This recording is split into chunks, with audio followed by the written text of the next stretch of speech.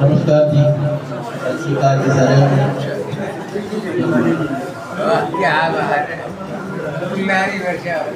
सारे नौजवान दोस्तों मेरे वालों दिवाली दी शुभकामनावां।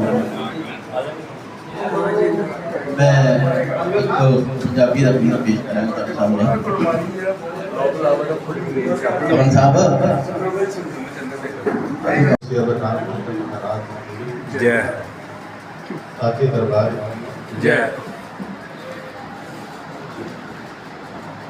मन को बहुत प्रसन्नता हो रही है आप सबको मिलके, आप सबका दर्शन पा करके। मेरी एक हार्दिक इच्छा थी कि वर्तमान, अतीत और भविष्य, आज वर्तमान और अतीत को मैं अपने समक्ष अनुभव कर पा रहा हूं। आप जो बड़े बुजुर्ग जिन्होंने संसार के अंदर अपना जीवन बसर किया है, आपका जो अनुभव, आपका जो ज्ञान इस संसार को फिर से प्रकाशित करेगा, आने वाली भावी पीढ़ी को आपका संचालन, आपका मार्गदर्शन मिले। मेरे गुरुदेव दिव्य ज्योति जागृति संस्थान के संस्थापक एवं संचालक परमवंदनीय सर्वश्री आशुतोष महाराज अपने मुखारबिंद से हमारा मार्गदर्शन करते हुए अक्सर ही कहते हैं, उन्होंने कहा कि मुझे 20 वर्ष के बुजुर्ग नहीं चाहिए, मुझे 80 वर्ष के युवा चाहिए। ये उनका उद्बोधन। तो इस बात को, इस तथ्य को समझना अत्यंत जरूरी है।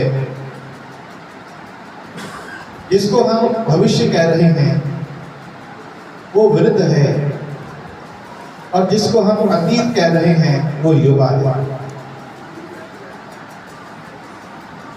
तो गुरु महाराज से पूछा कि आपके कहने का तात्पर्य क्या है।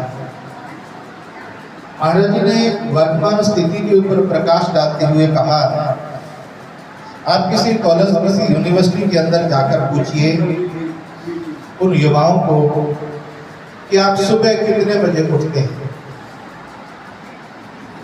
और सत्य यही है, इससे आप भी भली प्रकार से परिचित हैं। आज हमारे जो युवा बच्चे हैं वो सुबह 8 बजे से पहले नहीं उठते। तो अगर हम पूछें कि हमारे जो वृद्ध जन हैं वो कितने बजे उठते हैं, तो वो सुबह 4 बजे उठते हैं। तो फिर युवा कौन है? 8 बजे उठने वाला या सुबह 4 बजे उठने वाला? और ये 4 बजे, 8 बजे से शुरू हुआ समय 4 बजे तक पहुंचा कैसे? आपका अनुभव ये बताता है कि आपने जो जीवन बसर किया है, उस जीवन के अंदर जो आलस्य है वो मनुष्य को किस कगार पर ले जाता है। बुढ़ापा और आलस में अंतर है। बुढ़ापे में आलस हो ये जरूरी नहीं है, विश्राम हो सकता है, आलस्य नहीं हो सकता। इसीलिए जो युवा वर्ग आज आलस्य के कारण दरिद्रता को झेल रहा है, उसकी दरिद्रता को कैसे ठीक किया जा सकता है, उसका अनुभव आपसे बढ़कर हमें और कहीं से नहीं मिलेगा। ये मेरा अपना अनुभव। इसलिए मैं श्री सतपाल खेड़ा जी से अक्सर मिलता जुलता रहता हूँ। आदेश तुली जी से भी हमारी बातचीत होती रहती है। इन बुजुर्गों से जब से हमने संन्यास लिया है, अगर उससे पहले भी बचपन में ये रहा है, तो मुझे वृद्धों का संग बहुत अच्छा लगता है। मेरे पिताजी ने एक बार एक बात कही थी जो मैं आपसे साझी करना चाहता हूँ। वो कहते हैं कि इस समाज के अंदर एक अद्भुत विचित्र दृश्य देखने को मिलता है, जो प्रकृति की बड़ी महान देन है समाज में।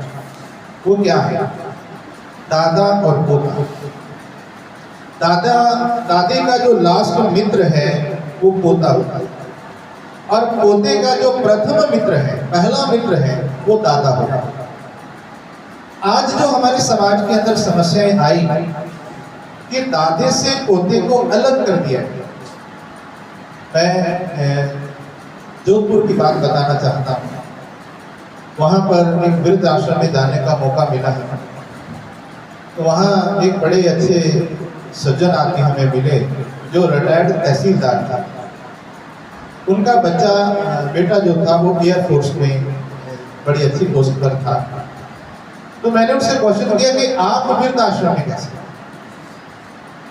उन्होंने कहा ये बड़ी दुखित घटना है और बड़ी अजीब समस्या है जो आज तक हमने कहीं ये समस्या देखी नहीं। आप भी सुनेंगे, बड़ा आश्चर्य करेंगे। ऐसा भी होता है। उनके जो बेटा है उसके 2 बच्चे हैं, एक बेटी है 8 साल की, बेटा 4 साल का।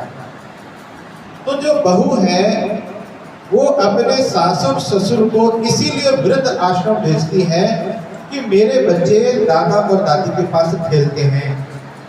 वो पढ़ नहीं सकते। दादा और दादी जब भी वो डांटती है या उनको समझाने का प्रयत्न करती तो बच्चा में आ जाते हैं, इसीलिए उनको वृद्ध आश्रम भेजते हैं। जिसे हम स्नेह कहते हैं, जिसे हम प्रेम कहते हैं, या जिन भावनाओं को लेकर के एक युवा शादी करता है तो वो अपने भविष्य के भीतर झांक नहीं सकता कि उसका भविष्य एक समय ऐसी कगार पर उसे ले जाएगा। इन सब का जो कारण, वो कारण है, गुरुदेव श्री आशुतोष महाराज जी एक बात कहते हैं, मनुष्य एक वो पक्षी है जो 2 पंखों से उड़ान भरकर ही ऊंचाई को छू सकता है। अक्सर आप देखते होंगे कि कोई भी पक्षी है तो एक पंख से नहीं उड़ता, 2 पंख उसको चाहिए, तभी वो आसमान में उड़ान भर सकता है, कलाबाजियां दिखा सकता है। आज का जो मानव समाज है उसकी जो दुर्दशा हम देख पा रहे हैं, उससे कोई वंचित नहीं है, कोई अछूता हुआ नहीं है। उसका रीजन क्या है कि हमारा एक पंख तो हमने मजबूत कर लिया जिंदगी भर खून पसीना बहा करके, भौतिक पक्ष। लेकिन दूसरा पक्ष था अध्यात्म पक्ष, बैलेंस था। बैलेंस जब अनबैलेंस होगा तो एक तरफ को झुक जाएंगे, एक तरफ को गिर जाएंगे। इसी प्रकार से उसको फिर से बैलेंस किया जाए। तो बैलेंस करने के लिए जो गुरु गोविंद सिंह महाराज जी ने एक सूत्र दिया समाज को, मैं आपके समक्ष रखना चाहता हूँ। उन्होंने कहा, रे मन ऐसो कर सन्यासा, बन से सदन सभे कर समझो, मन ही माही उदासा। बैलेंस है सृष्टि का कि आपको सन्यासी बनने के लिए जंगलों में जाने की आवश्यकता नहीं। सदन कहते हैं घर को आप जंगल समझ लीजिए। जंगल का अर्थ क्या होता है? यहाँ अमर्यादित होती है, यहाँ कोई मर्यादा नहीं होती। अगर समाज को हम देखें तो समाज जंगल ही तो है, अमर्यादित ही तो है, इसीलिए तो झगड़ा है, इसीलिए तो समस्याएं हैं। और इस सदन को अगर हम वन की उपाधि दे दें तो वन में हम अपने रास्ते स्वयं बनाते हैं, वन में हम अपनी सुरक्षा स्वयं करते हैं। इसी प्रकार से जीवन का एक पक्ष जो हमारा खाली है, जिसे हम लास्ट पड़ाव पर पहुंचने जा रहे हैं, हम टच करेंगे या हम स्पर्श करेंगे, तो वो स्पर्श कैसा होगा? जब मृत्यु हमारा वरण करेगी, तब हमारा ये कमाया हुआ धन, हमारे कमाए हुए रिश्ते, हमारा कमाया हुआ शौहरत, नाम, ये एक तरफ धरा होगा, एक तरफ पड़ा होगा और हमें यहाँ से रवानगी लेनी है। क्यों? क्योंकि ये प्रकृति का नियम है। अभी हमने ये सोचा है कि रवानगी पड़ोसी की है, हमारी नहीं है। लेकिन जब गुरु साहब कहते हैं आया हकारा चलन वाला, हकार कहते हैं आवाज को, जब वो अकाल पुरख उस प्रभु की आवाज आती है तो फिर कितना भी हमारा पत्नी के साथ, पिता के साथ, पुत्र के साथ, धन के साथ स्नेह हो, वहां कोई स्नेह बाधित नहीं होता, चल पड़ता है इंसान। इसलिए दिव्य ज्योति जागृति संस्थान समाज की इकाई को, समाज के ढांचे को ठीक करने में लगा हुआ। हमारा मकसद नहीं है बड़े बड़े बिल्डिंग बनाना या ये सब इस तरीके से पैसा इकट्ठा करना। हमारा मकसद है कि ह्यूमन ब्रेन को ठीक करना। जब समाज का मस्तक ठीक होगा, जब इंसान का मस्तक ठीक होगा, तो हमारे वृद्धों का सम्मान होगा, हमारी माताओं का सम्मान होगा, हमारी बेटियों का सम्मान होगा, हमारे राष्ट्र का सम्मान होगा, गौ माँ का सम्मान होगा। जब तक हम डिसबैलेंस हैं तब तक ये समस्या है। उसी के अंतर्गत मेरा घर घर जाना रहता है। ये समय जो हमारा जीवन का जो समय है वो राष्ट्र का समय है, वो समाज का समय है। तो मेरी अपनी एक भावना थी, मैंने खेड़ा जी से अनुरोध किया था कि मैं रूबरू होना चाहता हूँ सभी बुजुर्गों से। तो मैं आप सबको सादर प्रणाम करता हूँ। मुझे इस बात की बहुत गिलानी महसूस हुई रही है कि जैसे मैंने प्रवेश किया आप खड़े हो गए। नहीं, मैं आपका बालिक हूँ। आपका सम्मान करना ये मेरा दायित्व है, और आप मेरे सम्मान में खड़े हों तो ये मेरे लिए बहुत गिलानी का विषय होता है। क्योंकि मैं इस जीवन के अंदर जो है एक छोटा यात्री हूँ। आपका जो अनुभव है, आपकी जो प्रेरणाएं हैं, आपका जो मार्गदर्शन है, वो हमें मिलता रहना चाहिए।